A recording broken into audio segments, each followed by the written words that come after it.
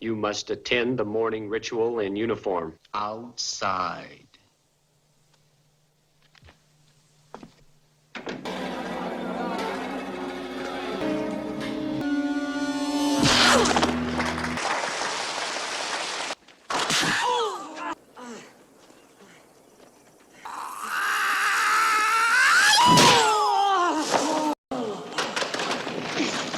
Surely you know Ojara, the bearded villain from Operation Dragon, but what you may not know is that the man behind the character was a real street fighter who was not afraid of anything and measured himself on an equal footing with the biggest names in martial arts in the world.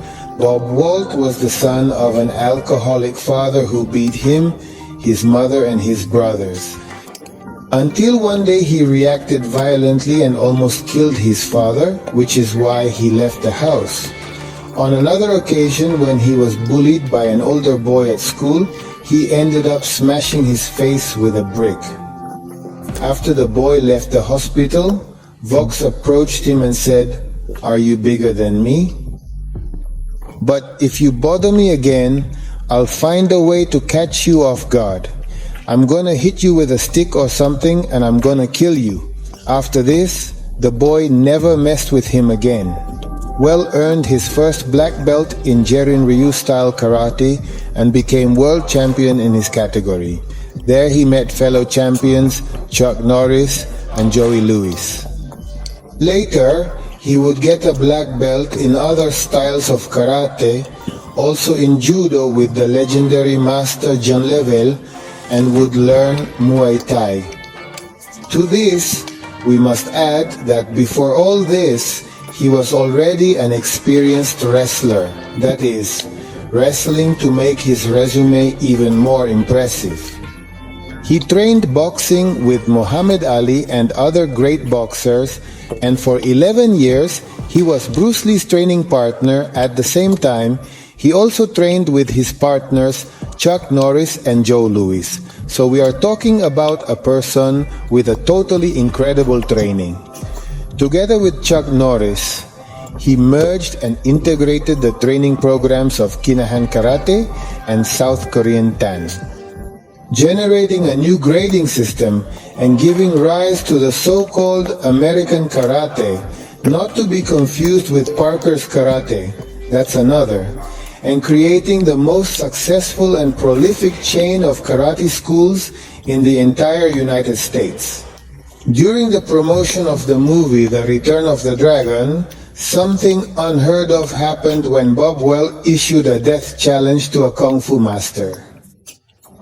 Bruce Lee, along with Bob Walt and Chuck Norris, were making a series of television appearances in Hong Kong to promote the film, but a Chinese teacher issued a challenge to Chuck Norris. The thing is, Bruce had already warned Chuck that this kind of thing was very likely to happen and had made him promise that he wouldn't accept any challenges. So Bob Wills stepped in and said, "Chuck Norris is my teacher. To fight him, you have to beat me first," and publicly challenged the aforementioned Kung Fu master, but this time with a date and place. But most impressive of all, Wall announced he was going to kill this teacher on TV in front of the entire audience, which he made sure he was serious. Day came and time passed, and no one showed up. The producers ended up demanding Bob action, so Bob Ball proposed a match between him and Norris. Before he started, he told Chuck to really hit him to impress the audience. After this, Norris proceeded to give him a real beating, and even at one point after attacking Bob, he must have stopped him, as the match was held on an elevated surface and one of Norris's punches had thrown him into the void. And had it not been for this, Bowl would have fallen, but this was not going to be the only violent incident with a martial arts star. During the filming of Death Games, he had to perform a match with Chinese actor Sammo Young, but it turned out that Sammo didn't react as he should when Wolf hit him, so Wolf started to really hit him, and according to him, he noticed it several times until Samo understood what it was like and finally started reacting for the cameras as needed. On another occasion, Gauntlet with his partner, heavyweight champion Joe Louis. Known for his brutality in training, this one broke Wall's rib. The next day in training, Bob Well broke his nose. Louis, surprised, understood that something was wrong and asked him. Then Well answered, "Look, you are stronger than me, but if you break something for me, I will break something for you." And after that, the champion calmed down on another occasion. He challenged Steven Seagal face-to-face during a martial arts event and said he was ready to take him down and finish him off on the ground. Seagal, first of all, he's a punk. And the last time I saw him in 1998, I stood under, jammed my forehead in his face and bent him over like a banana. I said, "No, right here, right now, in front of 200 people, including Chuck Norris, Howard Jackson, and 198 other people. My wife." I stood on his foot and jammed my forehead in his face. I was just going to headbutt him out of his shoes, double A, take him down, and kick his face in. I could already see the blood on the floor. He cried like a little banana. "I don't want to fight you, boo-hoo-hoo." And then he ran away. A challenge with Royce Gray in which, in Wall's words, Gracie would have been defeated. And you fold forward and I hit you with a left. That's how I adjusted Royce Gracie's attitude, as a matter of fact, in '86. But my point was, and I'm a street fighter.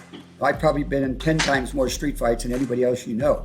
I was pretty hostile about all the hay hooking and stuff that had gone on with my dad. I was determined that nobody, capitalized underlay, was ever going to beat me up again. Been done. I knocked out Royce Gracie. He was standing with his left leg forward. After I roll with Hicks on, and I'm dreaming about those black belts, so I can roll with anybody. Okay. They get me on the ground, and they're in deep trouble. They said, "Show us the Bruce Lee technique." So I'm banging him here, I'm kicking him here, I'm kicking him there, but I'm not hitting his face or anything. And then he goes, "You kick me one more time, I'm going to throw you on the ground and choke you." "Really?" Okay. He said, "I'm going to give you $10,000 to stop me." Well, then I do what I call a scissors kick. Okay, so he's standing with his left leg forward, so I go, "Bam," and then I come up underneath it immediately that way. Well, it folds you in, and I hit him with the left. Boom! He's out.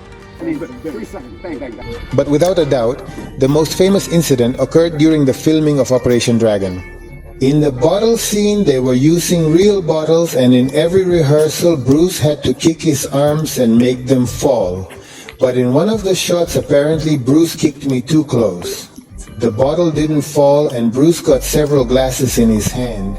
After this, there was a rumor that when he returned to the set, he was going to kill Bob Boy. The truth is, he kicked him so hard he hurt the arm of one of the extras who were behind Bob.